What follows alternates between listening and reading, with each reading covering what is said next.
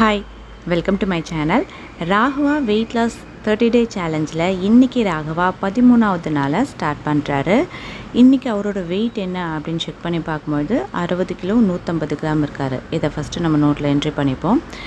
ராகவனுக்கு இன்றைக்கி காலையில் நான் கொடுத்த ட்ரிங்க் என்ன அப்படின்னு பார்த்தீங்கன்னா பாதாம் ட்ரிங்க் தான் இன்றைக்கி அவருக்கு கொடுத்துருக்கேன். ஆல்ரெடி பாதாம் ட்ரிங்க் எப்படி பண்ணணும்னு சொல்லியிருக்கேன் இல்லையா, பாதாம் பருப்பு ஊற வச்சு கூட பேரிச்சம்பழம் கலந்து கொடுக்கக்கூடிய ட்ரிங்க் தான் இது. அதுதான் இன்றைக்கி காலையில் அவர் எடுத்துக்கிட்டது. அதுக்கப்புறம் ஒரு 11:30 மணி இருக்கும்னு நினைக்கிறேன். அப்போ அவருக்கு வந்து பார்த்திங்கன்னா கிர்னி பழம் ஜூஸ் போட்டு கொடுத்துருந்தேன். கிர்னி பழம் வந்து பார்த்திங்கன்னா சர்க்கரை போட்டு கொடுக்கும்போது நல்லா டேஸ்ட்டாக இருக்கும். ஆனால் இப்போ இவங்க 2 பேருமே வெயிட் லாஸ் பண்ணுறதுனால அவங்களுக்கு வந்து சர்க்கரை கொடுக்கல. ராகவாவுக்கு வந்து நாட்டு சர்க்கரையும் ஹரிணிக்கு தேன் கலந்து கொடுத்துருந்தேன். பசங்க 2 பேரும் லீவில் இருக்கிறதுனால இன்றைக்கி வந்து வீட்டில் ஃபுல்லாக ஜாலியாக தாயப்பாஸ் விளையாடிட்டு இருந்தாங்க. இது கொடுத்தோன்னே குடிச்சிக்கிட்டே விளையாடிட்டு இருந்தாங்க. மதியம் வந்து பார்த்திங்கன்னா பட்டாணி சுண்டல் செஞ்சுருந்தேன். ஏன்னா பசங்க வந்து ஈவினிங் நாங்கள் ஃப்ரூட்ஸ் எடுத்துக்கிறோம், எங்களுக்கு மத்தியானமே செஞ்சு கொடுத்துருங்க அப்படின்ட்டாங்க. அதனால் பட்டாணி சுண்டல் செஞ்சு கொடுத்தது அப்படியே வந்து விளையாடிக்கிட்டே வந்து பார்த்திங்கன்னா பட்டாணி சுண்டல் மத்தியானம் எடுத்துக்கிட்டாங்க.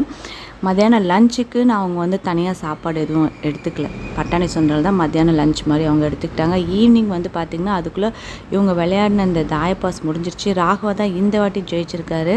ஏன்னா 2-3 வாட்டி அருணி ஜெயிச்சதுக்கப்புறம் இந்த முறை ராகவா ஜெயிச்சிருக்காரு. ஈவினிங் வந்து 2 பேருமே கொஞ்சம் வாட்டர் மெலன் எடுத்துக்கிட்டாங்க.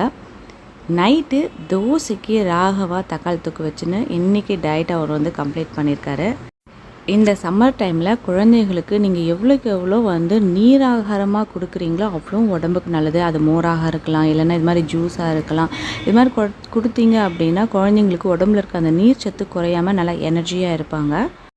பசங்க இந்த தாயம் விளையாட கொஞ்சம் ஈஸியாக இருக்கணும் அப்படின்றதுக்காக தான் நான் கிளாத்லேயே வந்து இது மாதிரி தாயம் விளையாடுறதுக்கு ஸ்டிச் பண்ணி கொடுத்தேன். அதனால் எந்த இடத்துல வேணாலும் ஈஸியாக வச்சு இவங்க விளையாடுவாங்க. நான் ஸ்டிச் பண்ணி கொடுத்தது பிடிச்சிருக்கா அப்படின்றதையும் சொல்லுங்கள். உங்களுக்கு இந்த வீடியோ பிடிச்சிருந்து அப்படின்னா உங்கள் ஃப்ரெண்ட்ஸோட ஷேர் பண்ணுங்கள். இது வரைக்கும் நீங்கள் சப்ஸ்கிரைப் பண்ணாத விவசாயம் இருந்தால் சப்ஸ்கிரைப் பண்ணி பக்கத்தில் இருக்க அந்த பெல் ஐக்கானும் கிளிக் பண்ணிங்கன்னா ஃப்யூச்சரில் வரக்கூடிய எல்லா வீடியோஸோட நோட்டிஃபிகேஷனும் உங்களுக்கு உடனுக்குடனே கிடைக்கும். தேங்க்யூ.